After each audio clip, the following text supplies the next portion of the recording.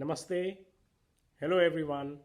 Welcome to Shal Gulhati, Shiva and Mysticism for another episode of Monday with Mahadev. Today I'm going to talk to you about a very interesting thing. I'm going to talk to you about the divine game of forgetfulness. God's game in which He uses the art of forgetfulness, making you forget something in order to play a game of hide and seek.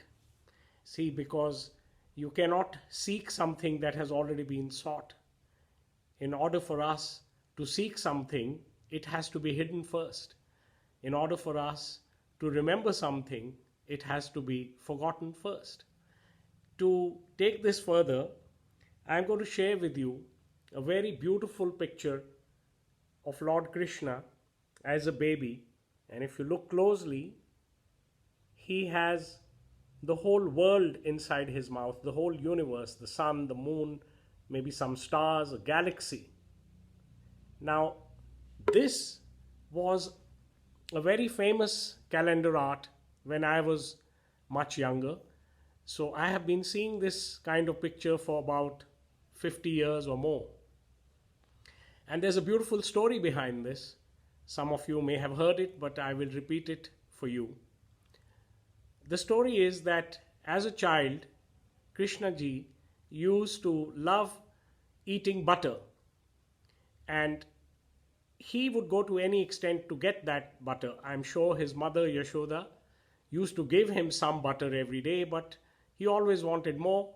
And to get that, he would do anything to get the extra helping. And it is said that sometimes he would even steal it from his mother's kitchen or the gopis' kitchen, and he was called Makhan Chor, the little fellow who steals butter. And although this was taken as a prank in the right spirit for a long time, there were times when the gopis would complain to Yashoda, and then Yashoda, the mother, would get annoyed, and then she would scold Krishna. So once she asked him, "Have you been stealing butter again?" And he said, "No, mother, I have not." So she said, "You are a little liar. You're fibbing to me. Open your mouth and let me see what you have in there." And Krishna kept saying, "No, no, mother, I haven't stolen anything. Main nahi makhan chori kiya," right? And when she then persisted and asked him to open his mouth wide so that she can see for herself, she was astonished. When Krishna opened his mouth, there was this entire universe within, and she was astonished. And thereafter, Krishna made her swoon and faint and forget everything. This is the important part. Yashoda saw this sight and fainted, but Krishna made her forget that she had seen this. So when she woke up, life was back to normal. And why would he do this? Because he never wanted her to always remember that he is God, so that he could have the life of a child with his mother, a normal life. He wanted Yashoda to carry on treating him like a normal, naughty boy. And I think this is a very beautiful story. And we have a funny kind of parallel of this forgetfulness thing. In the modern movies, there is a series called Men in Black. I wonder if you've seen any of them. They are wonderful movies in which they talk about two men who are men in black. They belong to the government, a very special secret service which deals with extraterrestrials and life from other planets and things like that. And while those movies have their own way about them, one of the things there is that once a new agent or even an informer or somebody is told a great secret or shown a great vision, then these men in black pull out a rod, and with that they tap the guy, and the person forgets everything. He forgets that they have had a meeting with him, which is pretty much the same principle. They want them to forget that this ever happened. So we can see that forgetfulness has its own importance, it has its own role to play.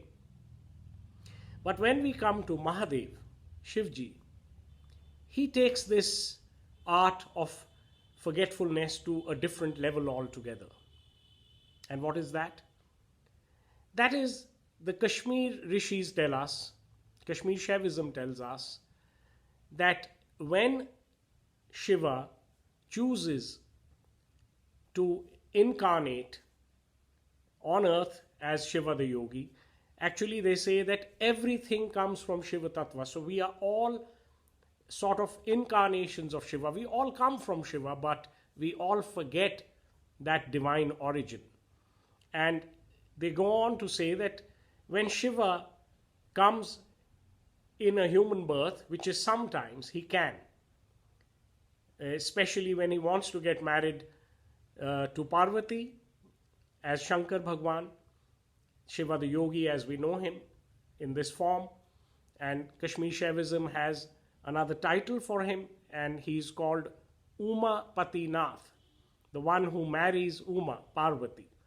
So they say when he comes like that, he gives himself a forgetfulness of his divine origin so that he can live out that life, entire life of a human being, from absolutely not knowing that he's Shiva to knowing it a bit, then knowing it more, then knowing it more, then knowing it more, and then finally knowing it fully, which we call fully illuminated about his own divine nature.